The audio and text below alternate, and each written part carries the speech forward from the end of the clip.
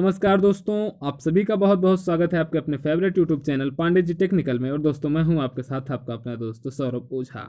रात के 9 बज चुके हैं, इसीलिए चलिए एक बार सभी बच्चे कनेक्ट हो जाते हैं और सभी बच्चों को गुड इवनिंग का कमेंट करिए। आप सभी को गुड इवनिंग।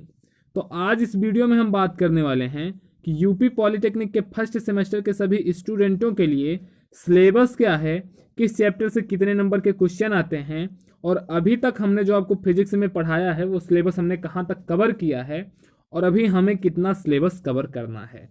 तो फटाफट चैनल को अपने दोस्तों में भी शेयर कर दीजिए और हमारे चैनल को इस वीडियो को एक लाइक ज़रूर दे दीजिए। तो आइए स्टार्ट करते हैं और आपको आज का हम इस वीडियो का विश्लेषण बताते हैं। देखिए, सबसे पहले क्या है कि इसमें आपका होता है रिटन एग्ज़ाम होता है और प्रैक्टिकल होता है। ठीक, रिटन एग्ज़ाम आपका जो होगा वो 50 नंबर का होगा और प्रैक्टिकल आपका 20 नंबर का होगा।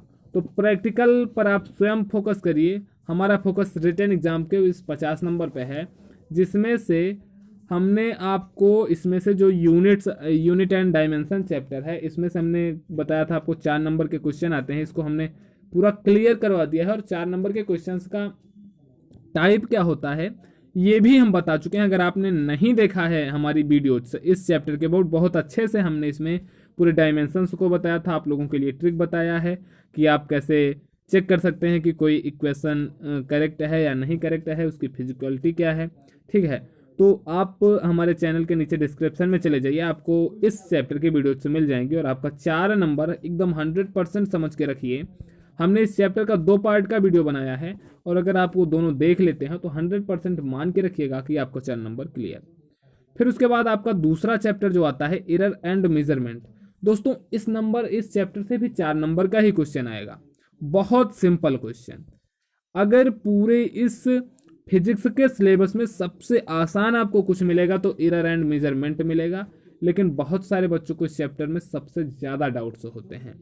तो हमने इसमें आपको बताया था कि किस प्रकार से आपको एरर छांटना है।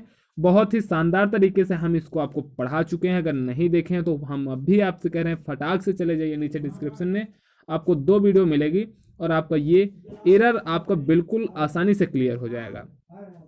फिर जो एक इम्पॉर्टेंट इसमें चैप्टर आ जाता है सर्कुलर मोशन का।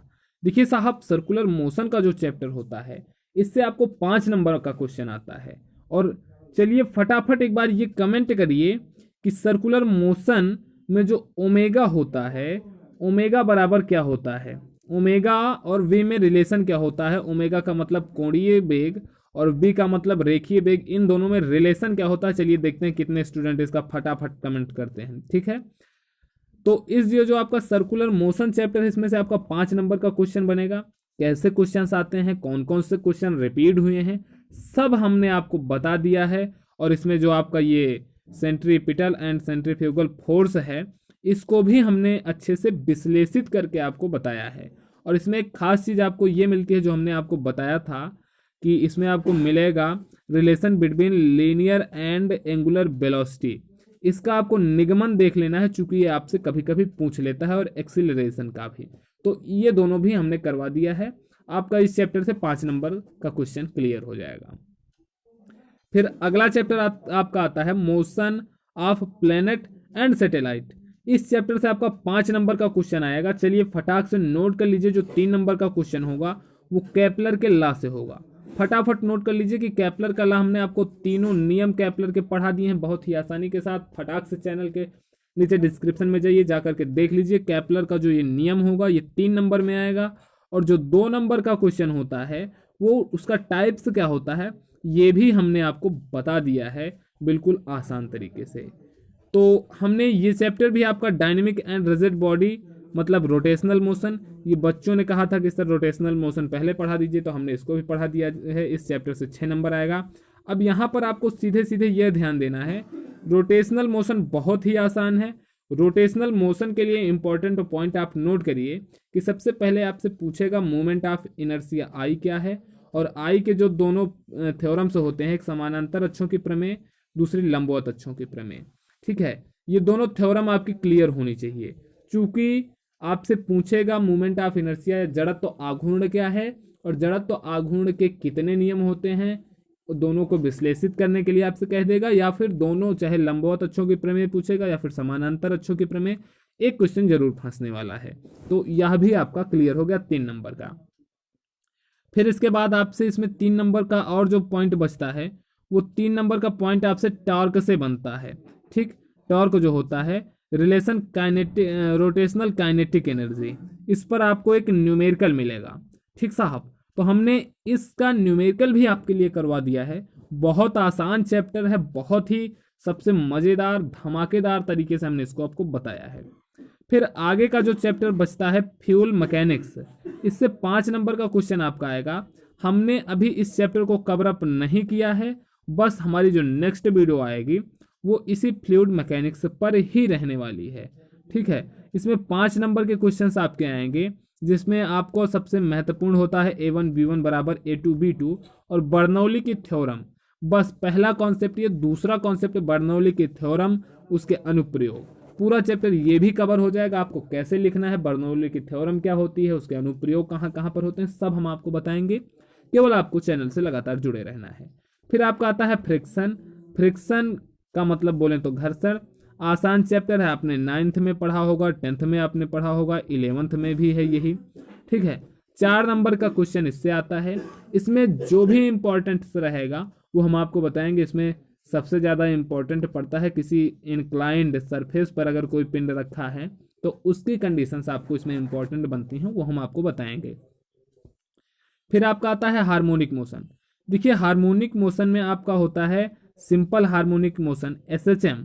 SHM का पूरा कॉन्सेप्ट आपको समझ में आना चाहिए, और उस पर फोर्स्ड हम लगाएंगे तो क्या होगा, और इसके ग्राफिकल रिप्रेजेंटेशन कैसे होते हैं, इसमें इसके जो मतलब महत्वपूर्ण जो परिभाषाएं होती हैं, जैसे आयाम हो गया आपका, आवर्तकाल हो गया, ये सब आपको पूरा क्लियर रहेगा 6 नंबर का। ठीक है, तो ये भी हम आपको बिल्कुल आसानी के साथ क्लियर करवाएंगे। फिर अब चलिए इस पॉइंट को नोट कर लीजिए, हीट एंड थर्मोडायनेमिक।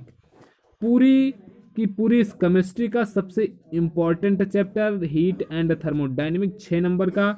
ये ऐसा चैप्टर है जो अभी नहीं हमेशा आपको काम देगा, हीट एंड थर्मोडायनेमिक। तो इस चैप्टर में हम 0 लॉ पढ़ेंगे, उष्मागतिकी का शून्यांक नियम, फर्स्ट लॉ, सेकंड लॉ, ये पढ़ेंगे। कार्नोट साइकिल देखेंगे, हीट इंजन का कॉन्सेप्ट समझेंगे। ठीक है, हीट एंड थर्मोडायनेमिक वाले चैप्टर में 6 नंबर हमको इसमें से क्लियर लेना है, चूंकि बहुत इंपॉर्टेंट चैप्टर, बहुत ही आसान चैप्टर। फिर आपका लास्ट जो चैप्टर बचता है, इससे आपका 5 नंबर का क्वेश्चन बनता है, और इसमें आपको पिच बताना होता है, लाउडनेस बताना होता है, क्वालिटी बतानी होती है। मतलब ये एक प्रकार से आपका साउंड पर रिलेटेड होता है, पूरा का पूरा साउंड पर, ध्वनियों पर, तरंगों पर होता है। इसमें से थोड़ा सा आपको थ्योरी आप कह सकते हैं, इसमें से थ्योरी आपको ज़्यादा मिलेगी, बट ये है कि आप थ्योरी को समझेंगे कैसे, थ्योरी को कॉन्सेप्ट अपने माइंड में बैठाएंगे कैसे, ये सब का सब आपको क्लियर हो जाएगा। बिल्कुल आप निश्चिंत रहें। तो हमने ये आपको बताया कि 10 के 10 चैप्टर से जो आएंगे टोटल नंबर वो आपके 50 नंबर के आएंगे, जिसमें से हमने 5 चैप्टर क्लियर कर दिए हैं और 6ठा चैप्टर हमको स्टार्ट करना है। ठीक है, ये 6ठा चैप्टर हमको स्टार्ट करना है, मतलब हमने 1/2 सिलेबस कवर अप कर लिया है, मतलब 25 नंबर का हमने पूरा का पूरा सिलेबस कवर कर लिया है। अब केवल जो 25 नंबर का सिलेबस बचना है उसे हम आगे कवर करेंगे। इसी के साथ एक बात आपको ये इंपॉर्टेंट बता दें कि बहुत सारे बच्चे कहते हैं कि सर केमिस्ट्री की वीडियो नहीं चल रही, मैथमेटिक्स की क्लासें नहीं चल रही। तो बिल्कुल निश्चिंत रहें, हर एक सब्जेक्ट की क्लासें आपकी चैनल पे चल रही हैं। केमिस्ट्री की क्लास जस्ट इसके बाद वाली क्लास जो होगी वो केमिस्ट्री की क्लास आपको रात के 9 बजे मिलेगी। सारी क्लासें आपको जो सेमेस्टर एग्जाम से रिलेटेड हैं वो रात के 9 बजे ही मिला करती हैं, और जो इंट्रेंस एग्जाम की क्लासें हैं वो आपको सुबह के 7 बजे मिलती हैं।